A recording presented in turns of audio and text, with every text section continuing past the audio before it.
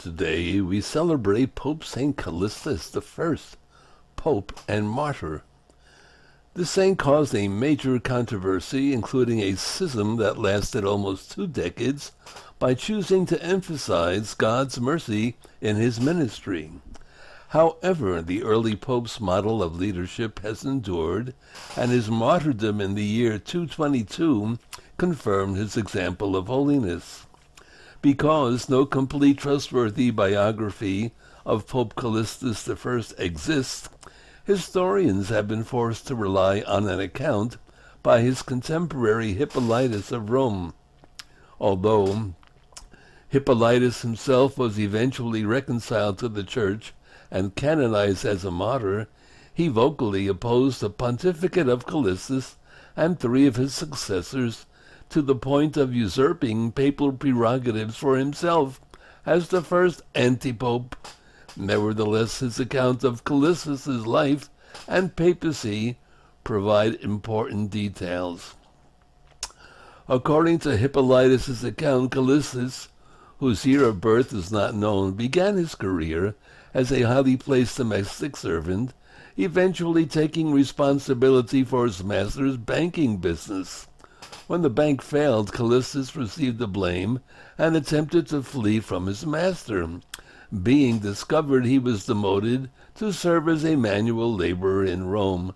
Thus, under inauspicious circumstances, Callistus came as a slave to the city, where he would later serve as pope.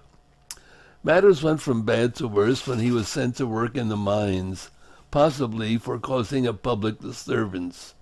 During the subsequent reign of Pope Zephyrinus, Callistus became a deacon and a caretaker of a major Roman cemetery, which still bears his name, Cemetery of St. Callistus.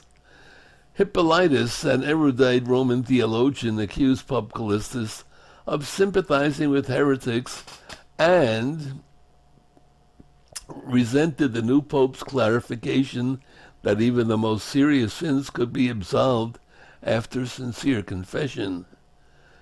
Hippolytus' catalog of sins allegedly permitted by Callistus, including extramarital sex and early forms of contraception, may in fact represent offenses which the Pope never allowed, but which he was willing to absolve in the case of penitents seeking reconciliation with the Church. Even so, Callistus could not persuade Hippolytus' followers of his rightful authority as pope.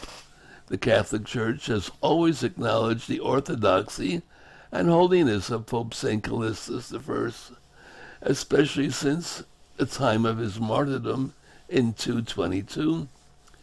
St. Callistus' own intercession after death may also have made possible the historic reconciliation between his opponent, Hippolytus, and the later Pope Pontian.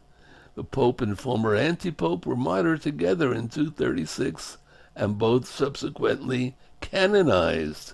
St. Callistus I, Pope, we used to go to his catacombs very frequently when I was in Rome.